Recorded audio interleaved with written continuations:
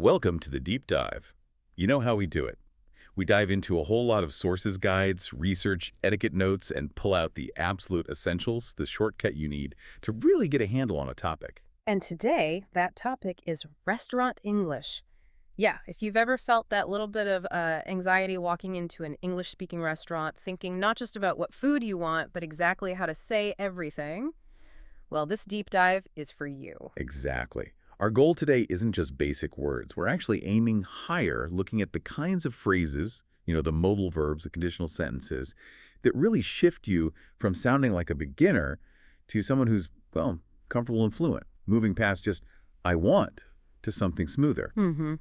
We've really broken down the whole experience, from start to finish, making sure that everything we talk about today is stuff you can use right away. The focus is really on being clear, polite, and just sounding natural. Okay, let's get into it then, starting right at the beginning. That moment you walk in, you see the host or the maître d'. Right. That first contact, keep it simple. A friendly hello or good evening works perfectly. It just sets a nice tone. The sources we looked at all agree the simplest way is often best. State your goal, then add that polite touch. Which takes us to getting the table. Okay, we know how to say how many people, like a table for two. But what if you want something specific, say a booth, or maybe by the window? How do you ask for that? Good question. That's a perfect time for those conditional phrases we mentioned. So instead of just a table for three, please, you can maybe add a preference, like we were hoping for a table for two, or perhaps, could we possibly get a table near the window if one's available? Oh, I like that, if one's available or if that's possible. It Yeah. just sounds, well, less demanding, more polite. Exactly. It shows consideration. Then, assuming they have a spot, they'll say something like, right this way, or follow me, please, and you just, follow them. Okay, easy enough. So we've got our table feeling confident. Now the menu arrives. Right. And once you have the menu, let's maybe skip defining starters and mains. Most listeners probably get that. Let's focus on when you see something on the menu and you're not quite sure what it is. An ingredient, maybe, or how it's cooked. Yeah, how do you ask about that without sounding, I don't know, blunt?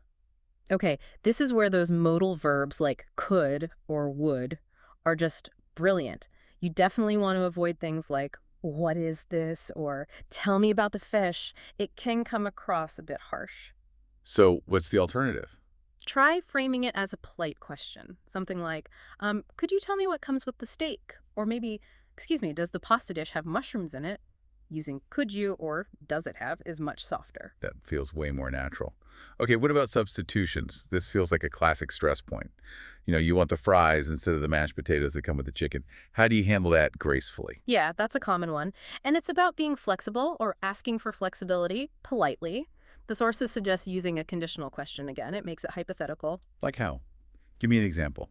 You could try, I see the chicken comes with rice. Would it be possible to substitute salad instead? Or, if I were to order the salmon, could I possibly get it with the vegetables instead of the potatoes? Would it be possible? Or if I were to order? That's clever. It makes it a question, not a demand. So it's easy for them to say yes, or maybe explain if it's not possible without any awkwardness. Precisely. You're using a more advanced structure, showing fluency rather than just, stating what you want changed. Okay, perfect. We figured out the menu, asked about dishes, even tackled substitutions. Now, the big moment. Yeah. Placing the order. The waiter comes over, asks, are you ready to order? If we need more time. Yes, the essential phrase. Just a minute, please. Always good to have that ready. Definitely. But okay, let's say we are ready. You mentioned earlier there's a subtle difference between I would like and I'll have. They're both polite, but maybe signal different things. Yeah, that's a nuance worth digging into. The sources really stress avoiding a direct I want this. It just sounds a bit abrupt in a restaurant setting. I would like the soup, please, is always correct, very polite, formal even. Use that nice conditional would. Okay, safe and polite.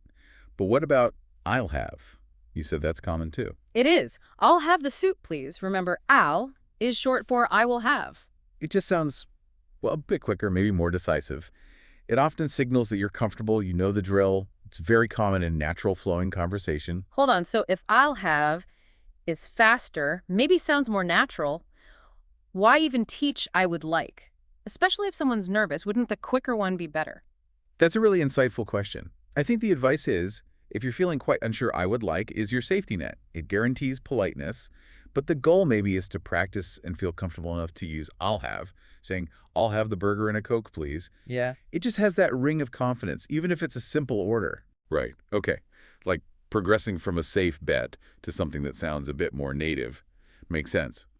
Now, what if, after ordering, you suddenly remember a dietary issue, an allergy you forgot to mention? Ooh, crucial point. Safety first. Again, it's about how you frame it.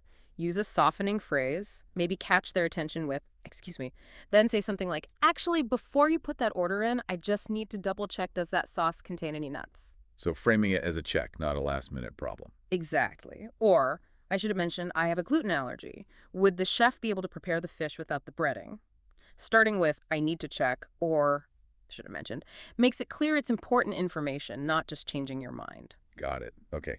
Orders in, waiter repeats it back, which is super helpful, actually. It really is. And you just confirm, yes, that's correct, thank you.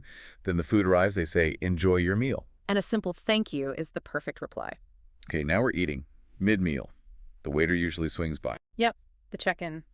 Expect something like, is everything okay? Or, how's everything tasting? This is a bit of a cultural point, too. How so? Well, in some places, staff might only come if something's wrong. But in many English-speaking restaurants, this is just a standard, polite check, usually a few minutes after you start eating. It's not necessarily an invitation for a detailed review. Right. So if everything is good, we need something better than just fine. Yeah, let's elevate it a bit. Try, yes, it's delicious, thank you. Or, everything's wonderful, thanks. Keep it positive and brief. Using a strong positive word like delicious or wonderful is great. Delicious. DELICIOUS. Meaning very, very good. Yeah. Got it. But what if it's not delicious? Or worse, what if the order is just plain wrong? Or, oh God, you knock over your water glass. Okay, deep breaths. Happens to everyone. The key is stay calm and polite. Yeah. First, get the waiter's attention, make eye contact, maybe a slight hand raise, and say, excuse me. Okay, got their attention. Now what? If it's the wrong dish? Don't accuse. Use neutral framing. Excuse me. I think there might have been a mix-up. I ordered the pasta, but I believe this might be the risotto. See? Focus on the situation, not blaming anyone. I think there might be a mix-up. That's much smoother than, you brought me the wrong food. Way smoother. And for a spill, quick apology, then a request. Oh, goodness, excuse me. I'm so sorry. Could we possibly get a cloth to clean this up? And maybe some extra napkins? Own the accident, politely ask for help. Okay, handling mishaps with grace. Uh, Excellent. So, we've eaten, maybe dealt with a small issue. Plates are being cleared. We're heading towards the end. Right. They might ask, can I get you anything else? Or would you like to see the dessert menu? If you're finished with eating, a simple, clear, no thank you, we're all set. Could we just have the check, please? Works perfectly. And if they don't ask, and we need to signal we're ready to pay. Same process. Catch their eye. Excuse me. Okay. Then the crucial phrase, and here's that little geographical difference again. Remind us, bill or check. Generally, it's, can I have the bill, please? In the UK, Australia, New Zealand, places like that. And it's, could we get the check, please? In the US and Canada. But if I mix them up, say bill in Chicago. Oh, they'll understand you perfectly fine. It's not a major issue. But using the local term check in the US or bill in the UK just adds that little extra touch of sounding, the ropes, another small confidence booster. Good tip. Okay, the bill or check arrives. Paying time. Good idea to check about cards first. Yeah, probably wise, especially if you're not carrying much cash. Instead of a hesitant question, maybe just state your intention. We'll be paying by card, is that okay? Or simply ask, do you take credit cards? Okay. And then when you actually hand over the card or the cash. That lovely little phrase, here you are. It's just natural, polite, much better than just silence or, here's my card. Perfect. Payment done. Time to leave. Yep. As you stand up, maybe catch the eye of your waiter or the host again. A simple thank you, goodbye is a really nice final touch. Shows appreciation. So, looking back at the whole process, it seems like a few key phrases and structures do most of the heavy lifting. Absolutely. If you really boil it down, it's amazing how much mileage you get from just a few core tools. You've got those polite questions starting with, can I, or could you? Then the conditional phrasing like, I would like, or would it be possible to, for requests and substitutions.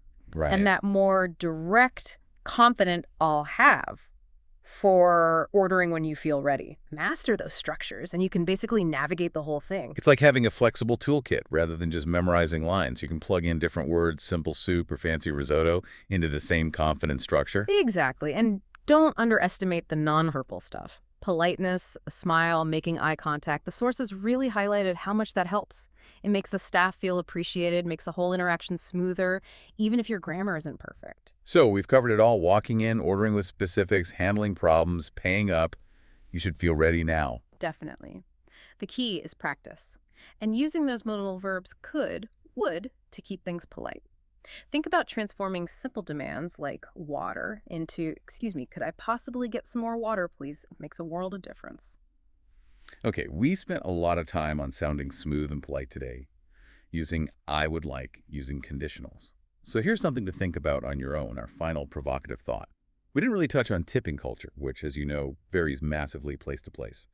Using only the polite structures we talked about, those modal verbs, those careful questions, how could you ask your waiter about the local tipping expectations without sounding awkward or like intrusive?